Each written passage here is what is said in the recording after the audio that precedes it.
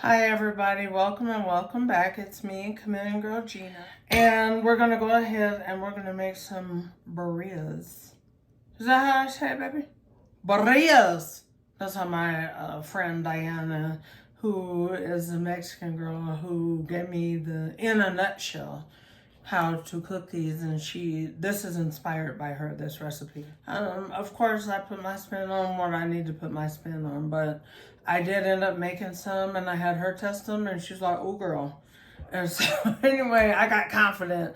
And then I had posted a picture of the recipe on Facebook and I was asked to go ahead and make it for my channel. So that's what we're gonna do today. But before we get started, I wanna let you guys know that I'm having some problems with my mouth. So I don't wanna hear no comment talking about I'm on here drunk or whatever you guys be saying about me, okay? But my mouth is, if you could see that, I'm having muscle spasms in my face, so my mouth is a little over. So it is going to impair my speech, but hopefully it'll stop because it comes and goes. All right, so let's go ahead and jump right into this bomb recipe that I'm going to try to simplify for you guys. And if you don't have some of the ingredients, make it your own. Remember that, all right? Okay, so the first things first that we have is the meat. This meat is going to change your whole game when it comes to making birrias. And I'm sorry if I'm doing any injustice by pronouncing it by the way I'm pronouncing it, but please just forgive me and just continue to follow the recipe, please. And so the first thing I like to do is get this kind of meat, which is brisket. And so what I do typically, if it's $100 brisket, I'll ask my butcher to go ahead and cut it down. Now, once he cuts it down, I also ask him to trim a majority of the fat, and I like the fat side, the thicker side, okay? So anyway, I like to leave a lot of the fat on while I'm cooking. I cook this overnight on 250 degrees. So you know me, in my 8 hours, I cooked it for 8 hours. So the first things first is we're gonna get rid of a lot of the extra fat that's still in there. And it could probably just be that I just pulled it off because that's how tender this brisket is. But anyway, needless to say, like, there you go. You want to keep it on. I like to puncture my brisket before I put it in the oven, by the way. And I like to season it with chili powder, onion powder, garlic salt, onion salt, and accent, kosher salt, and a couple other things that I will list in the description box. And I go ahead and I just kind of flip it over and I see whatever fat is over on the sides. Boom, just get that right on off. Look at that meat. I mean, I could literally probably pull it apart, but that doesn't what the recipe calls me to do, what my recipe is. But this meat, I'm going to change your whole birria game. I promise you, the texture of the meat is real different, but it's real noticeably delicious. So as you guys can see, there is the grain. Now when people talk about cutting away from the grain or against the grain, see, there's a grain. There's just a little piece that just fell loose off this tender, juicy meat brisket.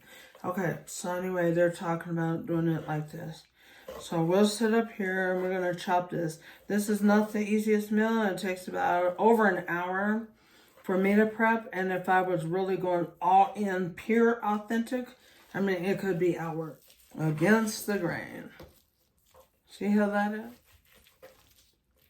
After you let it cook for X hours, you want to definitely let it cool down for several hours. I know this meat is a little bit more pricey, but I feel like you do get more for your dollar. What I will tell you guys is that I don't put no spice in, like allspice, cinnamon. Ain't none of that going up in here because it's not what I'm looking for. My family is lined up waiting for this right here, right now. It's gonna become pretty much shredded once we add it to our sauce mix. Let's get ready to go on the sauce mix by now. Let's go ahead and work on our sauce that we're gonna put the meat itself in, and then we're got our consommé pot.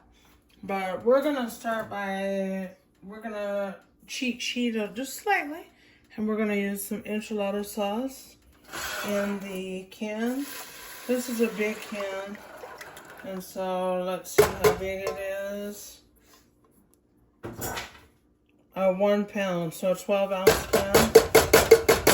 I don't really like this brand, but anyway, it was what I could afford. Las Palmas. This is my favorite brand though, which is by Old El Paso, and I do like it in mild.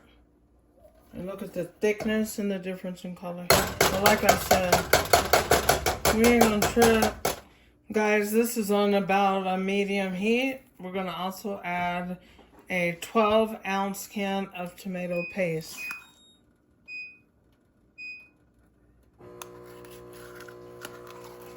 So yeah, we're just adding this 12-ounce can of tomato paste because we really want that base. At this point, we'll go ahead and begin going in with our seasonings, okay? We're going to do a 1.5 teaspoons of accent. We're going to do a teaspoon, and that just looks more, but anyway, a teaspoon of kosher salt or whatever salt you're using. We're going to do, I'm not pouring this in my hand, so please trust. We're just going to use some dark chili powder or whatever kind you want. And we're going to do 1 teaspoon, 2 teaspoons, 3 teaspoons. So now the next thing we'll add is some garlic salt. We're going to do 1 1/2 teaspoon. We're going to do some garlic powder. I didn't get fresh garlic, which makes me sick. But anyway, we're going to do 2 teaspoons. Liberally add onion powder. So about 1, 2, 3 teaspoons. And we're going to add some water, about 2 cups. And now we're going to go ahead and whisk that all together. Or begin to whisk it. We'll continue though. It's on medium low, so about 4 on the stove top. We're going to add another 1/2 cup of water. Or 1/4 cup of water. Now you're going to add a little bit of tomato bouillon. 1 1/2 teaspoon. I want more chili powder. So I want 1 tablespoon. Be careful, chili powder does contain salt. So you may, if you're not really a person who likes much salt, then you may want to add it. Just add slowly. Okay guys, so we're going to have to add about another cup of wawa. Because you need it thinner than this, because remember, all this has to cook down. Okay. It has to cook down. And this sauce is not just going to be used for the meat alone. It's going to also be used for the consommé. And to be able to dip our corn tortillas into. I hope I'm doing okay with my voice. Because like I said, my mouth is having problems today. Please understand that. Nobody needs judgment. So that's why sometimes I just go on hiatus.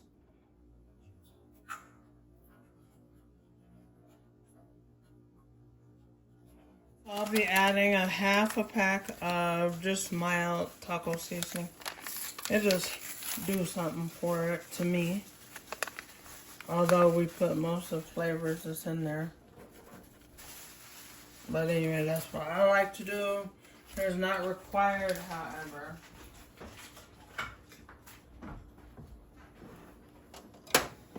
So then we'll just go ahead and whisk that in, of course.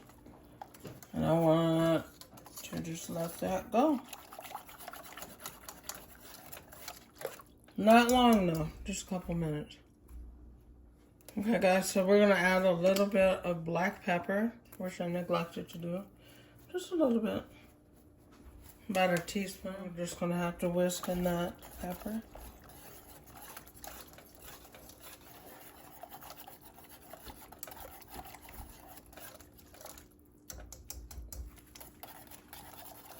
Like I said, this is an hour and a half prep. This is not, you know, just pop it in and pop it out. It's not like eat a 30-minute meal. We're going to dip out some of the sauce. This is going to be the sauce to dip our corn tortillas in. Right. So we're going to put that on the burner. Now we're going to have a different pot to make our consommé, which I'm telling you, this recipe hits so hard that you may not even be worried about consommé. Period. But I'm gonna do it just for the sake of it being the complete recipe. Here we have about 2.5 cups.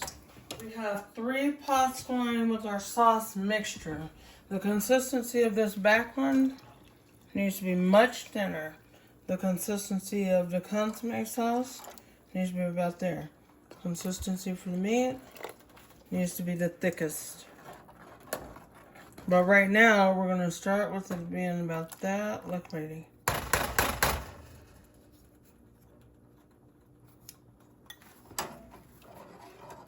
Consommé, that liquidy.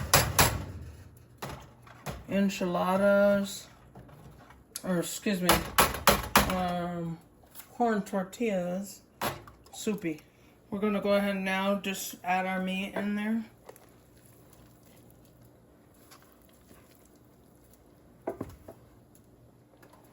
So we will just now stir our meat down in there.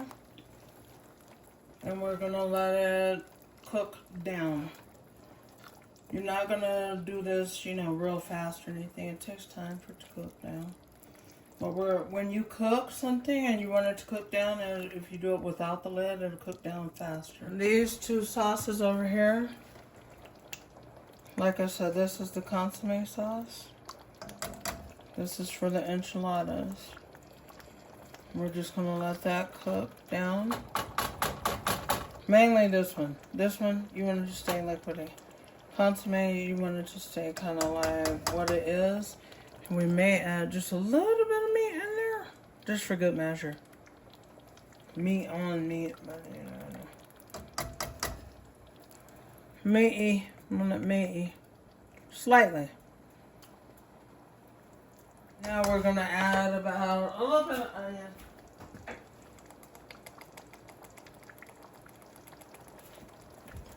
Not that little, this is what, a handful of onion. Half cup.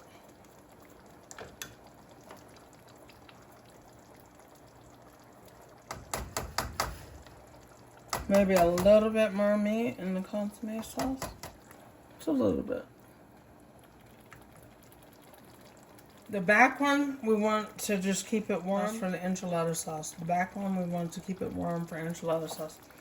For front one, for the consommé, we want it at a medium heat, so about 3. This one, we're going to have it at about 3.5.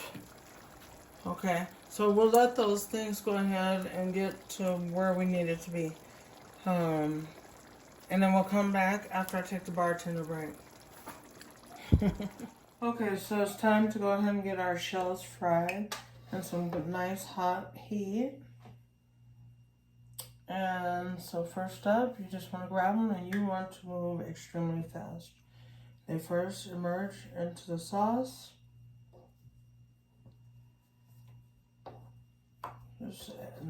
Just dip them in and out. They need to come out quick.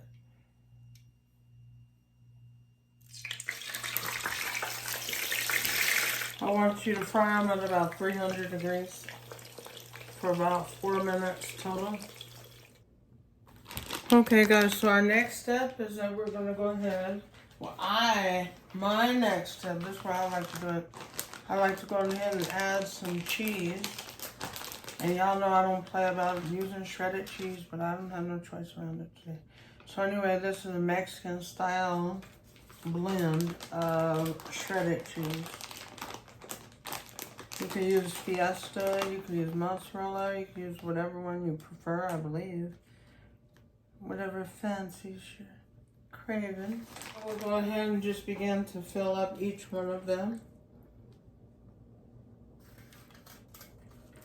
You only want about less meat than that, so about a tablespoon.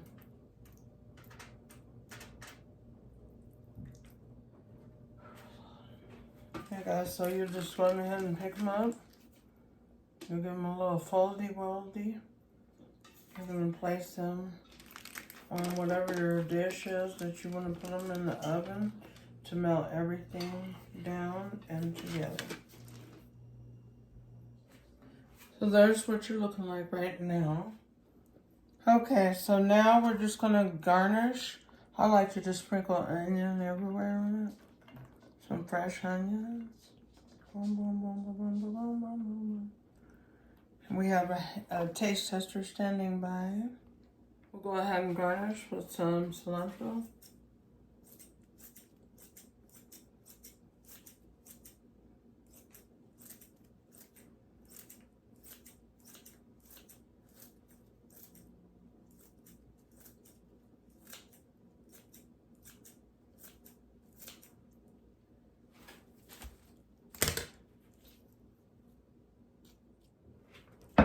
Okay guys, there's your finished product.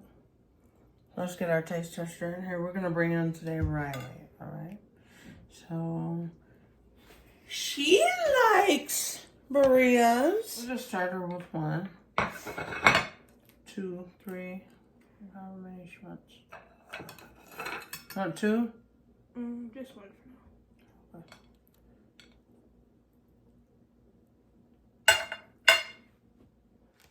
So we're gonna add some of that good consommé sauce in there for dipping purposes. Okay, Riley. Really, Riley? Really, Riley? She's going in. She's dipping it in the consommé and it's hot. Just let me know what you think.